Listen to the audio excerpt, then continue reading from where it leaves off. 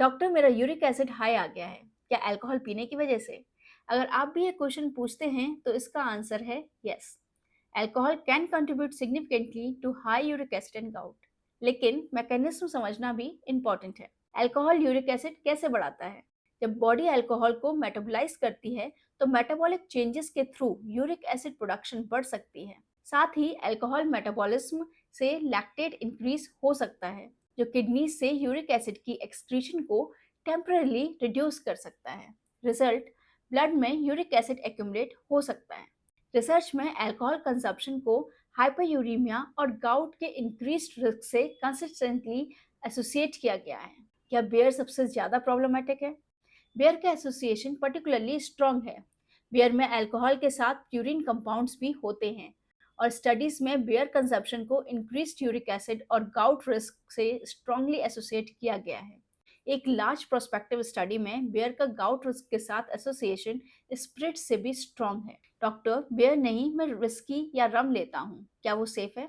Completely safe नहीं। स्प्रिट्स gout risk को increase कर सकती है। रिसेंट लार्ज कोहरेंट डेटा में बियर, सिडर, साथ स्प्रिट्स और कुछ वाइन कैटेगरी का भी हायर गाउट रिस्क से एसोसिएशन मिला।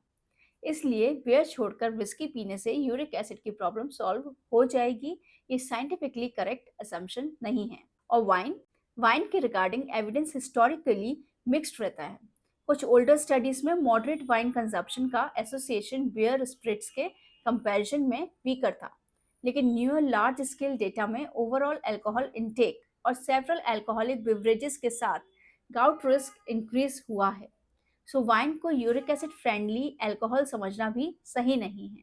एक और इम्पॉर्टेंट पॉइंट, अल्कोहल सिर्फ ब्लड यूरिक एसिड को इफेक्ट नहीं करता, episodic heavy drinking gout attack को ट्रिगर भी कर सकती है, स्पेशली अगर पेशेंट को पहले से गाउट है। इसलिए कभी कभी पेशेंट का यूरिक एसिड सिर्फ मॉडरेटली एलिवेटेड होता है, लेकिन अल्कोहल बिंज के बाद सडनली बिग टो, एंकल या नी में सीवियर पेन, रेडनेस और स्वेलिंग हो सकती है। अगर आपका यूरिक एसिड हाई है या आपको गाउट अटैक्स हो चुके हैं, अल्कोहल को लिमिट करना इम्पॉर्टेंट है। स्पेशली बिंज ड्रिंकिंग और regular heavy alcohol intake avoid करें। एडिक्वेट हाइड्रेशन मेंटेन करें। Weight, kidney function, diet, blood pressure और मेटाबॉलिक हेल्थ को भी असेस करें। और अगर गाउट डायग्नोस्ड है, सिर्फ डाइट और अल्कोहल कंट्रोल पर डिपेंड ना करें। एप्रोप्रिएट यूरेट लोअरिंग ट्रीटमेंट की ज़रूरत हो सकती है। तो नेक्स्ट टाइम अगर आप पूछें, डॉक्टर, अल्कोहल और यूरिक एसिड का कनेक्शन है क्या? आंसर है बिल्कुल है। अल्कोहल यूरिक एसिड मेटाबॉलिज्म को इफेक्ट कर सकता है और गाउट के रिस्क और अटैक्स को इंक्रीज कर सकता है। और याद रखिए, हाई यूरिक एसिड और गाउट सेम चीज़ नहीं है। हर हाई यूरिक एसिड पेशेंट को गाउट नहीं होता, और ट्रीटमेंट का डिसीजन सिर्फ एक ब्लड रिपोर्ट देखकर नहीं किया जाता।